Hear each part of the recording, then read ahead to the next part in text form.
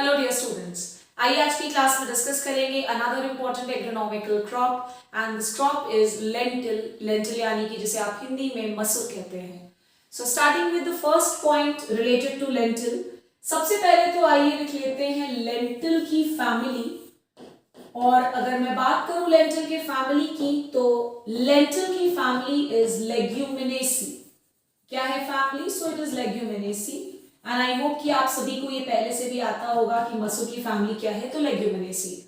साथ ही साथ डेफिनेटली याद होना चाहिए दैट इसका क्रोमोसोम नंबर इज 14। इसके साथ साथ जब हम पढ़ते हैं पाइसम सटाइवम जो कि हॉर्टिकल्चरल क्रॉप है और आपको वहां पर पढ़ना भी है, सो इसका भी क्रोमोसोम नंबर इज 14। अगर बात करें लेंटिल के जीनस नेम की, so the genus name, genus यानी कि साइंटिफिक नेम्स में वी हैव टू पार्ट्स। पहला नाम होता है जीनस और दूसरा नाम होता है स्पीशीज। तो अगर इसकी जीनस की बात करें तो लेंटिल का जो जीनस है दैट इज लेंस। क्या है बच्चों? It is lens. तो लेंटिल की family Leguminosae, chromosome number is 14 जैसा कि मैंने बताया। जीनस नेम क्या है? तो जीनस नेम इज लेंस।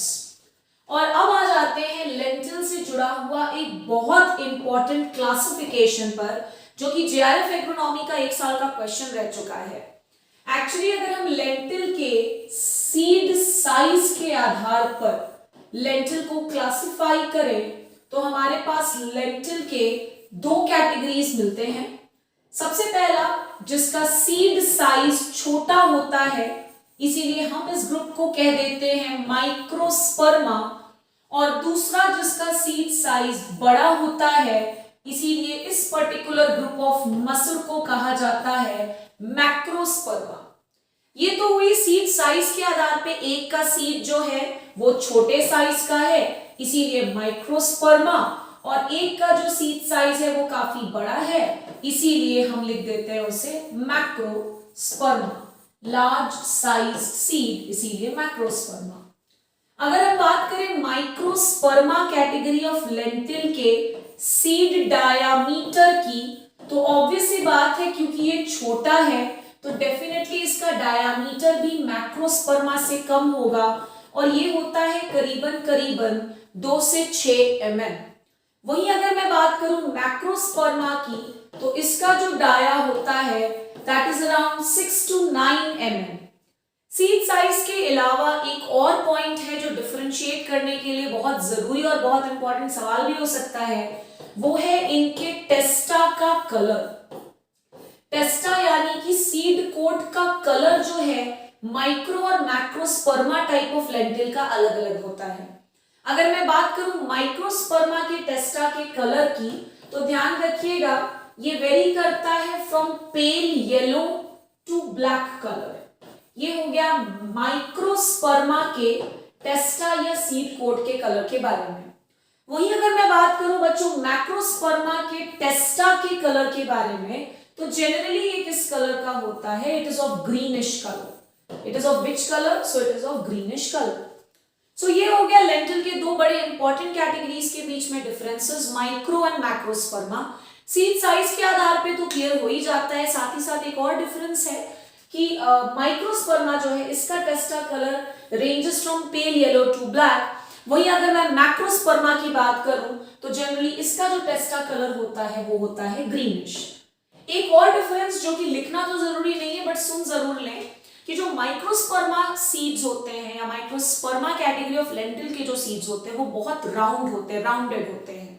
वही मैक्रोस्पर्मा थोड़ा फ्लैटेंड होता है, चिपटा अपीयरेंस देता है। आई होप आप सभी को ये दोनों कैटेगरीज के बीच का डिफरेंस क्लियर हो गया होगा।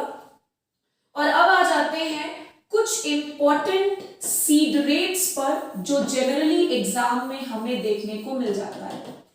जैसा कि आपने देखा कि हमने लेंटिल को 2 कैटेगरीज में डिवाइड किया था।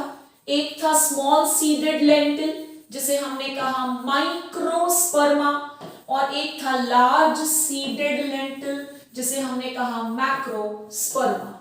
तो अगर मैं बात करूं छोटे सीड वाले लेंटिल के टाइप की, तो इसका जो सीड रेट होता है that is around 40 to 45 kgs per hectare.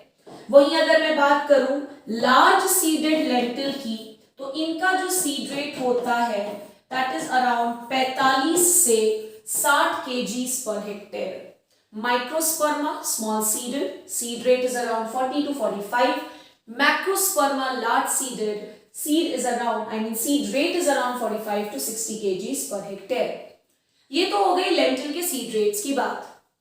अब वैसे देखा जाए तो बहुत सारी वैरायटीज हमें पढ़नी भी नहीं है लेंटिल में, लेकिन जैसा कि आप सभी बच्चे जानते हैं कि कोई भी ऐसी वैरायटी जो IARI से रिलीज्ड हो वो डेफिनेटली आपके लिए इंपॉर्टेंट हो जाती है. और ऐसी एक वैरायटी मूंग में भी है, नाम इसका याद रखिएगा, पूसा वैभव. क्या नाम? पूसा वैभव.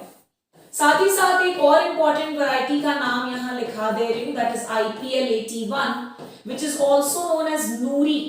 क्या नाम है IPL 81 का? एक और नाम नूरी.